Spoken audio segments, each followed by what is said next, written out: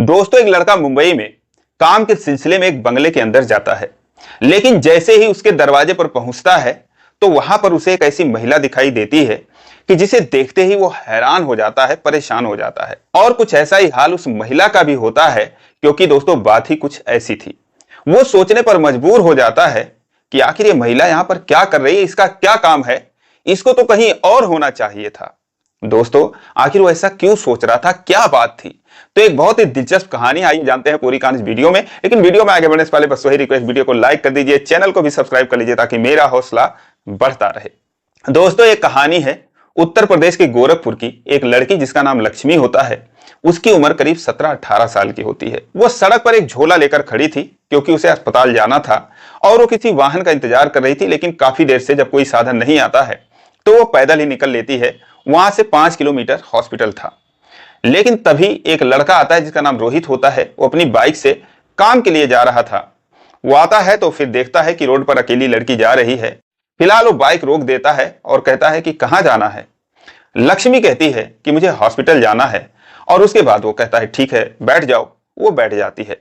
फिर पूछता है हॉस्पिटल में कौन है? तो कहती है मेरी माँ है, बहुत बीमार है और वहीं पर भर्ती है। तो मैं आई थी, घर पे उनके कुछ कपड़े लेने थे तो उस कपड़े को लेने के लिए आई थी, कुछ रोटी वगैरह भी बनाना था। दोस्तों, उसका जो झोला था, थैला, वो अपने मोटरसाइकिल की डिग्गी में रख लेता है। और उसके बाद कुछ ही देर में, हालांकि रोहित को कहीं और जाना था, लेकिन वो सोचता है कि लड़की है, परेशान है, इसकी माँ बीमार है, तो इसको हॉस्पिटल ही छोड़ देता हूं। वो हॉस्पिटल के गेट पर जाकर गाड़ी रोक देता है। लेकिन जैसे ही गाड़ी रोकता है तो एक महिला उसके जान पहचान की, जो कि लक्ष्मी के जान पहचान की होती है, क्योंकि उसका भी कोई मरीज उसी वार्ड में भर्ती था जहां पर उसकी मां भर्ती थी। वो हैरान परेशान उसको बोलती है कि अरे तुम कहां थी और 1 घंटे से तुम्हें ढूंढा जा रहा है, सब लोग परेशान हैं। वो बोलती है क्यों, क्या हुआ? वो भी घबरा जाती है। तो कहती है कि तुम्हारी मां जो एडमिट थी उनकी मौत हो चुकी है। अब दोस्तों, जैसे ही इतना वो सुनती है, वो भाग के रोते बिलखते हुए अंदर की तरफ दौड़ती है। अपना सामान वहीं पर भूल जाती है। अब जो रोहित था वो सोचता है कि मैं क्या करूं। वो बाइक को खड़ी करता है, उसका झोला निकालता है और उसके बाद वो उस तरफ चला जाता है जिस तरफ लक्ष्मी गई थी। अब दोस्तों, जब रोहित वहां पर पहुंचता है तो वाकई में लक्ष्मी की मां की मौत हो चुकी थी। वो अपना सर पीट पीट कर रो रही थी। आसपास के जो और परिजन थे मरीजों के, वो भी वहां पर पहले से ही खड़े हो चुके थे। ये जाता है और उसके बाद अब जैसे इसको लक्ष्मी देखती है तो और जोर से रोने लगती, कहती है कि मेरी मां नहीं रही। अब उसके बाद इसे ये समझ में नहीं आता है कि वो क्या करे, कैसे यहां पर झोला रख दे और उससे बोले कि मैं जा रहा हूं। ना तो उसे रुकते बन रहा था और ना ही उससे वहां से चलते बन रहा था। फिलहाल वो झोला रख देता है और लक्ष्मी के पास जाता है, उसको ढांढस बंधाता है, कहता है कि मत रो, और जो होना था वो हो गया, दुनिया में कौन रहने आया है। तभी कुछ वहां पर जो और लोग थे, कुछ महिलाएं थी, वो बोलती भैया तुम कौन हो? तो वो कहता है कि मैं तो बस ऐसे ही रास्ते में आ रहा था और ऐसे ही इनको लिफ्ट दे दिया, मिल गया। तो कहते हैं कि भैया अब क्या ही बताएं, अच्छा हुआ कि भगवान ने उठा लिया, क्योंकि 1 महीने से परेशान थी ये माँ बेटी और माँ को कैंसर हो चुका था, शरीर में कुछ था नहीं। लेकिन बस ये है कि अब इनका कोई नहीं है इस दुनिया में और कोई आता जाता भी नहीं था जान पहचान वाले, किसकी मौसी थी जो कल ही अभी गई है। और उसके बाद फिर डॉक्टर आ जाते हैं और उस भीड़ को वहां से हटाते हैं। कहते हैं कि भाई देखो, रो मत और हिम्मत रखो, क्योंकि आसपास के जो मरीज हैं वो भी घबरा जाएंगे, इस तरीके से तुम रो रही हो। और फिर कहते हैं कि कागज वगैरह बना देता हूं, किसी को बुला लो और अब जो लाश है उसको घर लेके जाओ। फिर रोहित उससे कहता है कि अरे कोई है और है, किसी को बुला लो। लक्ष्मी कहती है कि नहीं, ऐसा तो कोई नहीं है, एक मौसा और मौसी है मेरे, फिलहाल अभी मौसी कल ही गई हैं। फिलहाल उसके पास एक कीपैड वाला छोटा सा मोबाइल था, नंबर लगाती है तो रिचार्ज भी नहीं था।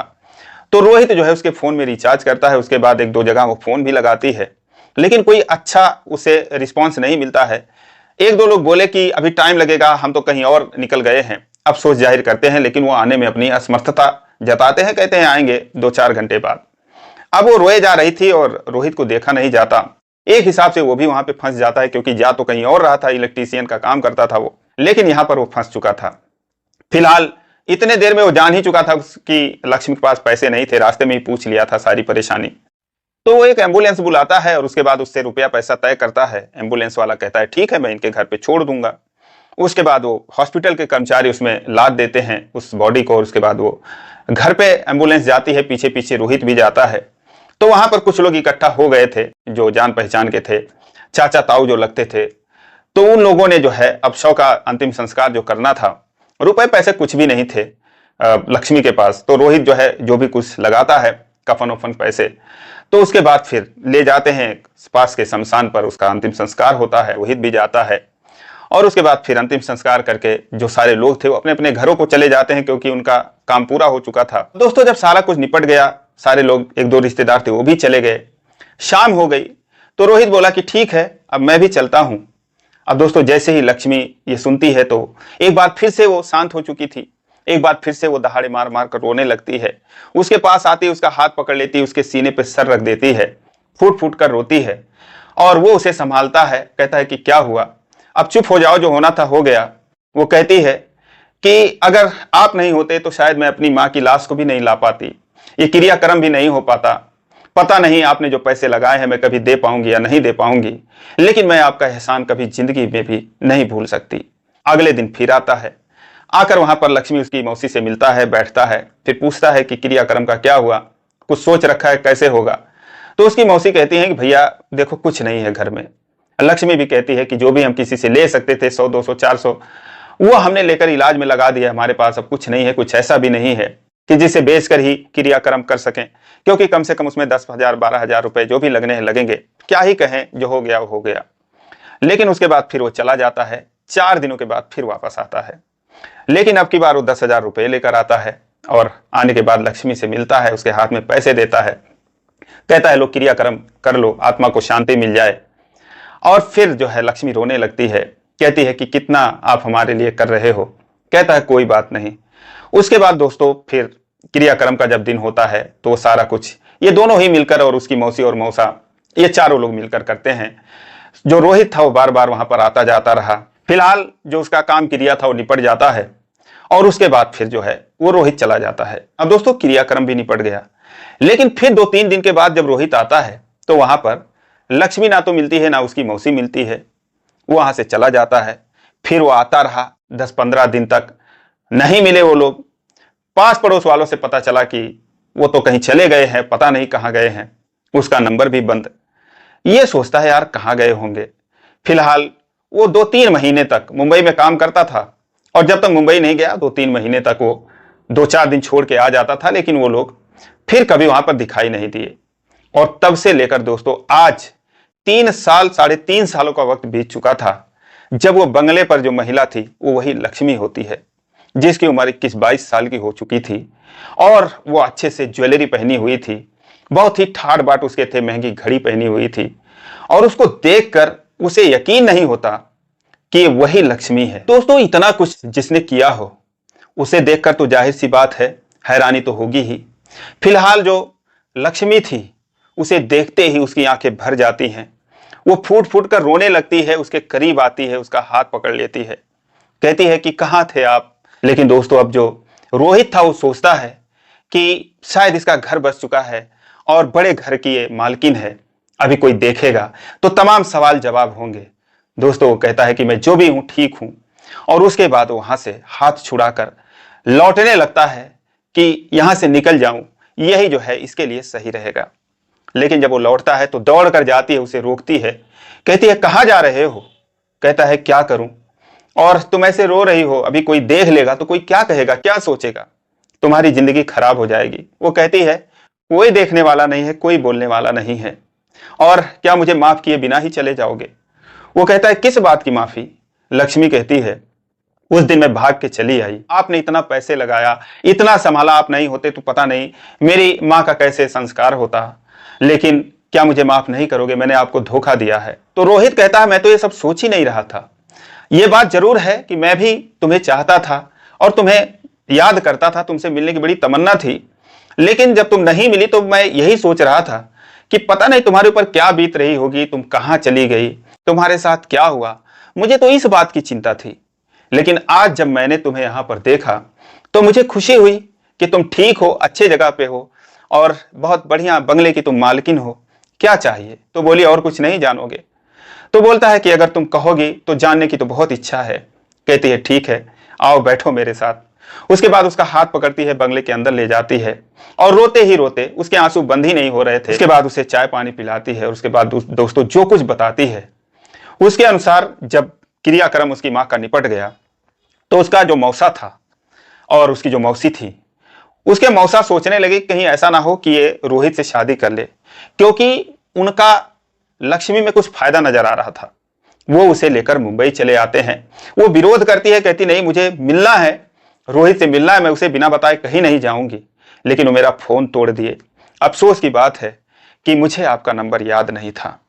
और उसके बाद जब फोन तोड़ दिए तो मुझे लेकर मुंबई आ गए। 5-6 महीने उन्होंने मुझे डांस सिखाया और उसके बाद मुझे एक बार के अंदर ढकेल दिए।